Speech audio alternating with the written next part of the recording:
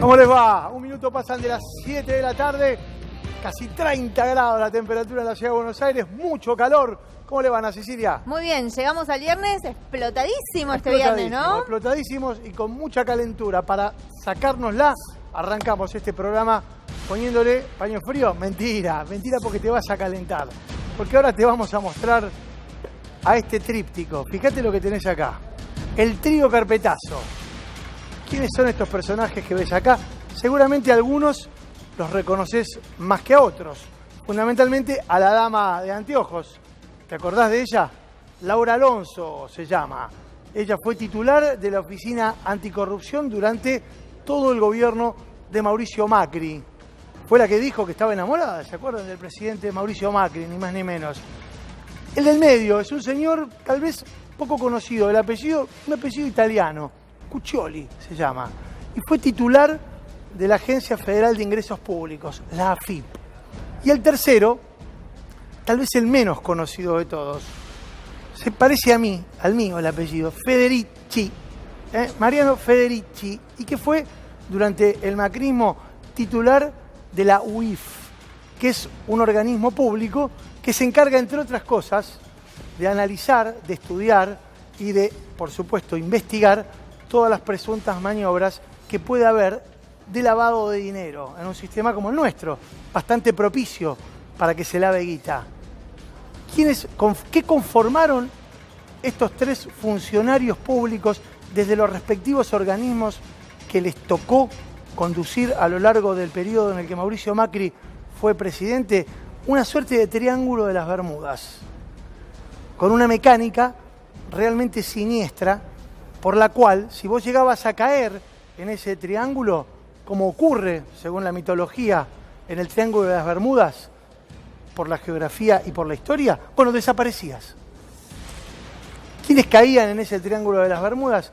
Bueno, generalmente a quienes ponían en el foco eran a empresarios, a funcionarios y a personajes y personalidades que el gobierno de Mauricio Macri particularmente les interesaba apuntar para eventualmente vincularlos a causas que estuvieran ligados con la corrupción. Claro que este triángulo no podía operar sin un alimento y un sustento fundamental. Primero, por supuesto, el aval político del presidente. Y en segundo lugar, una justicia que de algún modo receptara lo que de los informes y de los materiales que estos tres organismos iban haciendo orbitar, pudieran surgir como causas o como denuncias penales. Y a partir de lo que este triángulo hizo a lo largo de los últimos 4 años, es que se gestaron muchas de las causas que para vos, que para ustedes que nos ven y seguramente han visto a lo largo de mucho tiempo informes periodísticos relacionados con esto, estuvieron en la tapa, estuvieron en la portada, estuvieron en la referencia de prácticamente todos los medios masivos de comunicación. Y acá vas a ver seguramente causas en las que aparecieron empresarios, causas muy conocidas en las que se vinculó a empresarios con o evasión de impuestos o lavado de dinero, y también a dirigentes políticos y a exfuncionarios. Este triángulo empezó a debilitarse, empezó a desbaratarse a partir de un testimonio clave en una causa judicial que planteó la confesión de un arrepentido. El arrepentido de la AFIP, del que hoy te vamos a hablar junto con Ernesto Badida, fundamentalmente, y Néstor Espósito, aportando desde el análisis judicial todo lo que ha arrojado en materia de análisis y de información esta denuncia gravísima respecto de cómo se armaban, primero carpetas, luego informes periodísticos y por último causas judiciales. Empezamos a desglosar, si quieren, la información que estuvimos elaborando con nuestro equipo de producción y por supuesto con Néstor y con Ernesto. Acá los veníamos mencionando, y si quieren me ayudan y se suman, sí, por supuesto. Ernesto, Néstor, sí. Buenas tardes a ambos.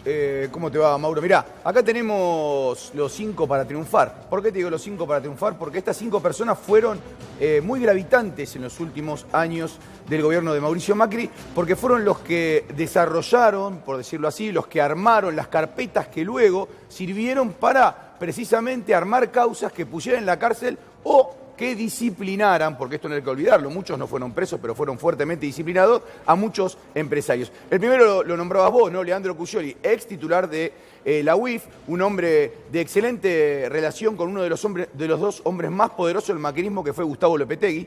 Luego, Mariano Federici, también un hombre central, un ex titular de la UIF.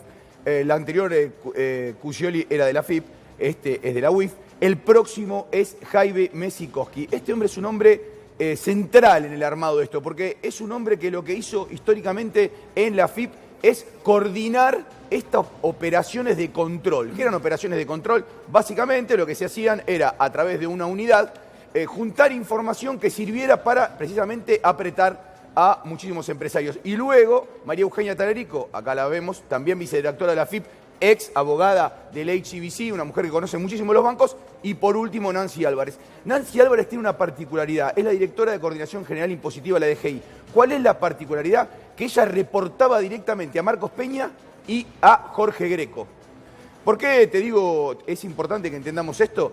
Porque esto es lo que ocurrió tras bambalinas del Estado. Es, por decirlo así, algo que el Estado hace fuera de la visión de precisamente las instituciones. Es algo que no se hace sino, de alguna manera, dentro de las instituciones para que las instituciones no las vean. A ver, porque nosotros no quiero marear a la gente porque hablamos de un trío, Sí. de este trío famoso que constituía una suerte de las tres puntas del Sí. Triángulo de las Bermudas. Ahora hablaste de un quinteto dentro de la AFIP. Claro. Ahora, hablamos de un grupo de control con la Unidad de Información Financiera y la Oficina Anticorrupción. Exacto. Que estaba destinada a apretar fiscalmente a empresarios. Claro, a ver, las investigaciones judiciales lo van a ir comprobando con el tiempo, pero básicamente es, la AFIP lo que tenía acceso es, por decirlo así, a todos los secretos fiscales de la Argentina. La UIF a la potestad y la capacidad para investigar financieramente el lavado. Y luego la OA, la anticorrupción. Estas tres cosas hacían que pudieran investigar rápidamente a muchos empresarios a los que unían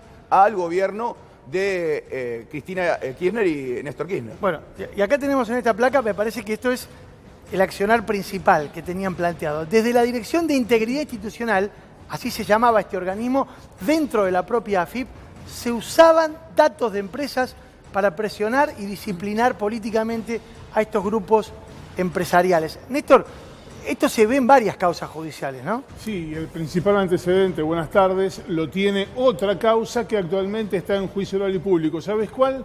La causa por la obra pública.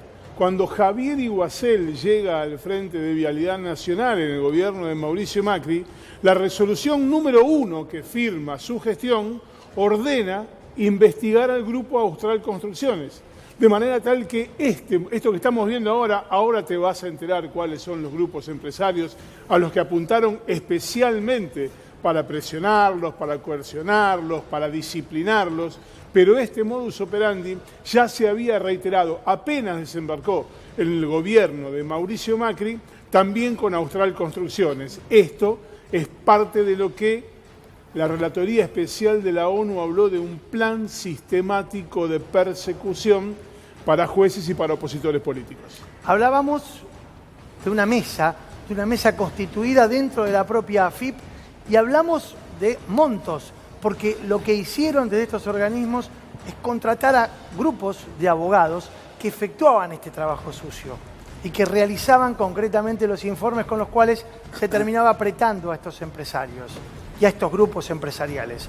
Y esos abogados, fíjense, percibían honorarios de hasta 350 lucas con el objetivo justamente de efectuar esa tarea sucia, encontrar elementos rapiñando de acá, rapiñando de allá y de estos organismos a partir de los informes y de las búsquedas y justamente iniciar las causas judiciales con las que se los apretaba. ¿Qué es esto, Ernesto? Mirá, Mauro, acá lo que estamos viendo es algo que ocurrió en muchas dependencias del Estado, pero que la FIP particularmente tomó ribetes de un gran costo financiero para el Estado. ¿Por qué? Se contrataron 89 abogados externos. La FIP, recordémoslo, tiene un montón de abogados que podrían haber hecho ese trabajo. Pero claro, había que contratarlos afuera con el solo fin de que no tuvieran un lugar directo de filiación dentro de la AFIP, que pudieran hacer este trabajo, que es el trabajo de investigación desde afuera. Pero ahora bien, ¿qué es lo notable de esto? Lo notable es que entre estos 89 abogados, uno de ellos es Ignacio Gastón Federici. Nachito. Sí. ¿Quién es Ignacio Gastón Federici? Un familiar de Federici. Esto, a ver, digámoslo, es totalmente legal, no incurre en ningún delito, está perfectamente, es atendible y común que un abogado desarrolle sus tareas dentro del Estado y acá. Ahora bien, es muy sospechoso que esto se hiciera en una unidad, como decíamos recién, una unidad que reportaba a Jaime Mesikoski y que esta unidad lo que hacía era buscar una gran cantidad de datos que luego se utilizaban con el fin de, por decirlo así, carpetear a empresarios. ¿Cómo se hacía esto? Se los llamaba, se les decía, señores, ustedes le deben tanto a la AFIP, y a través de varios mecanismos les decía, paguen. Si no paguen, serán embargados. Si son embargados, pueden perder sus empresas. Una situación que sería normal si uno le debe mucha plata al fisco, pero que no es normal si no se le debe plata al fisco. Espera, porque yo quiero que los que nos están escuchando, los que nos están viendo, entiendan qué es una carpeta. ¿Qué es el carpetazo? ¿De qué hablamos cuando hablamos de carpetazo? Porque una carpeta es justamente esto que nosotros mencionamos y que está relacionado con la búsqueda de información, tanto fiscal como tributaria, como eventualmente la de algún otro organismo público, para concluir en la búsqueda de algún dato que permita efectuar una denuncia. Y vos fíjate quiénes aparecen allí. Me parece importante señalarlos, porque ahí hay un viejo amigo, dos viejos amigos de este programa, Ernesto. Sí, claro, Marcos Peña, el ex jefe de gabinete de Mauricio Macri, y Jorge Greco, secretario de Medios. Pero mirá quién está acá, Mauro. Acá está Nancy Álvarez, una persona que aparece permanentemente. ¿En qué aparece? Coordinando estas situaciones de lo que podríamos llamar el apriete. Ahora, reportaba directamente a Greco y a Peña. Esta es una situación que parece que se replica en todos los lugares del Estado. Algunos funcionarios dentro de la AFIP reportaban a una parte de la política de Cambiemos. Otros funcionarios dentro de otra parte de la AFIP reportaban a otra a la política. Y así en casi todas las instituciones que hacían, como bien vos decías, preparaban o hacían carpetas. Pero decíamos recién que hubo una confesión. Apareció un arrepentido. Alguien que desde adentro del organismo dijo, voy a contar lo que ocurría. ¿Quién fue esta persona y qué rol cumple en el armado justamente de esta causa que eventualmente empezaría a desanudarse a partir de este testimonio? Te lo pregunto. Bueno, a ver, la realidad es que este testimonio es central porque lo que muestra que esto existió, a ver, hasta hace unas pocas horas, lo que había nada más era la posibilidad de unirlo a través de investigaciones judiciales, pero no había con la claridad del testimonio jurídico, digamos, ante una corte. Bueno, en este caso, claro, Schiaffini, que pertenecía a una unidad que fiscalizaba precisamente dentro de la AFIP a las empresas, reconoce que hacía esto. Y que hacía esto en el caso particular de lo que fue la famosa causa Oil, que es una causa en la que tuvo dos personas presas, recordémoslo, Cristóbal López y De Sousa presos por esta cuestión. O sea que Schiaffini es por decirlo así como se dice en la terminología, es la garganta profunda, es aquel que está contando cómo se hacía. Y de esa manera, lo que más ocurre... Vos estás hablando del contador, Schiaffini. Claro, nosotros decimos el contador. ¿Por qué? Porque recordarán Mauro, la famosa película de Los Intocables, que era el que conocía todos los datos de la mafia. Bueno, pero la realidad es que esto lo que significa Schiaffini es básicamente el modus operandi. Y esto hace que en la Argentina vos puedas tirar de eso. El contador. A ver, el contador. ¿Quién le solicitaba por parte de la información, por parte del concurso? ¿Quién le pedía a usted informes por parte del concurso que estaban trabajando con la gente de la AFIP?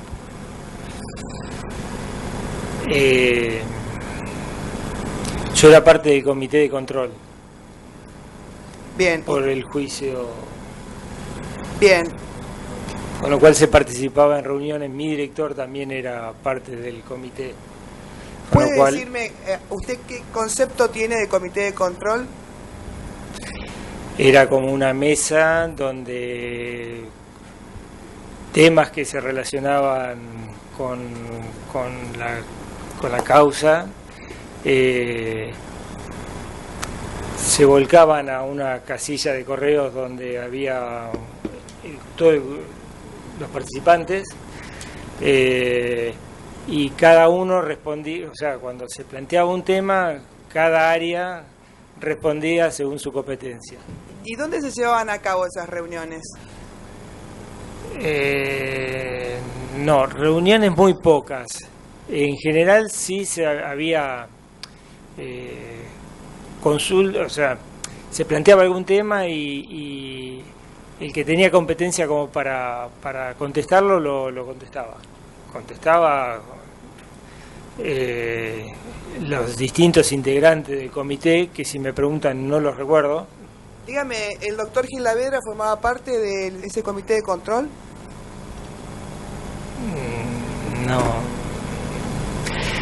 No sé si estaba, porque creo que estaba designado. Las personas que integraban el comité estaban designados. No sé si él estaba. Tampoco sé si estaba copiado dentro de estos correos que se transmitían. Yo no tuve, personalmente nunca tuve contacto con él. Le hago una pregunta. ¿Usted actualmente en algún otro caso que tenga que presentar, que haya un concurso o una quiebra, usted también forma parte de un comité de control o le piden informes? No, yo fui parte de ese comité porque me nombraron.